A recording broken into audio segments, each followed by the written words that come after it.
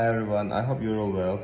Today I wanted to prepare this video for all my rhinoplasty, plasty and septorhinoplasty patients aftercare. So when you're home, actually you're given antibiotics, painkillers, nasal saline sprays, some creams, some supplements to be used. So what you will be doing. So as you know, we put 2 silicone splints inside of your nose. Sometimes just sutures, cast tapes on, and you usually have a cut here or cut inside and sometimes on the sides. So what you will need to do, we want you to keep your nose clean and as sterile as possible. So you will be taking your antibiotics for the whole week as prescribed. You will be using antibiotic ointments which is given on the sutures and also with the cotton buds or Q-tips. As you have the sutures inside, you'll be using the cotton buds to put the antibiotics in your nostrils, just around the nostrils, inside of the nostrils, twice a day. And cleaning the nose with the nasal saline sprays is extremely important, so you actually keep washing away the bacteria because you're actually prone to infection by air, by your own flora. So you'll need to use the antibiotic spray 4 to 6 times a day. Even it's actually every 2 hours you can spray, sniff in, and then use the Q-tips to clean the crust, mucus, dried blood, and everything. So the painkiller wise, you're usually given paracetamol and cocodamol, which is kind of enough for the pain, but some patients are asking can they use the ibuprofen or other strong painkillers.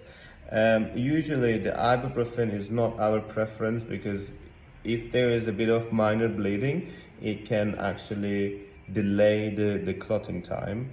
It's not going to cause further bleeding, but if there is a minor bleeding, it doesn't let your body to stop as quick as possible. So we don't prefer ibuprofen. I mean, technically I don't prefer.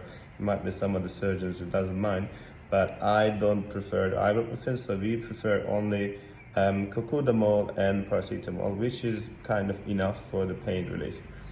And in terms of the sleeping position, I will ask my patients to sleep upright 45 degrees for at least first 3 days, if it's possible for the whole week, and apply ice on the cheeks, under the eyes, on the forehead, and sometimes even on the top lip every hour, 10 minutes. This is very important in the first 3 days to do so. It helps with the bleeding, helps with the swelling, helps with the pain as well.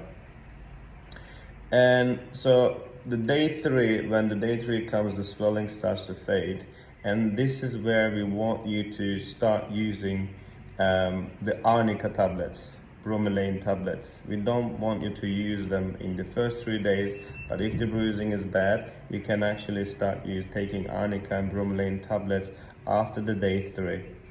And at this stage, you can start taking vitamin C, zinc, magnesium tablets as supplements, which is helping your recovery, and you can start eating and drinking as you like.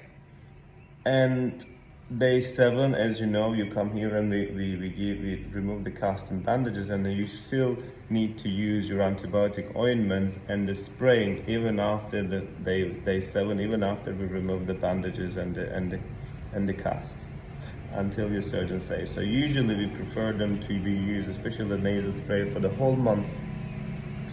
And the day 7, the antibiotics finish, painkillers are finished. You don't need to take further antibiotics, you don't need to take further painkillers, but you will need to keep spraying with the saline spray, and also you will need to keep taking your supplements like vitamin C, zinc, magnesium, and vitamin D as all other supplements.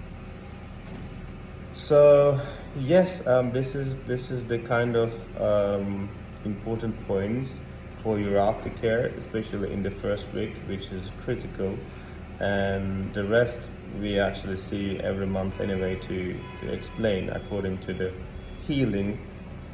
So if you have any other questions, please let me know. I'm happy to answer them all. I'll see you later.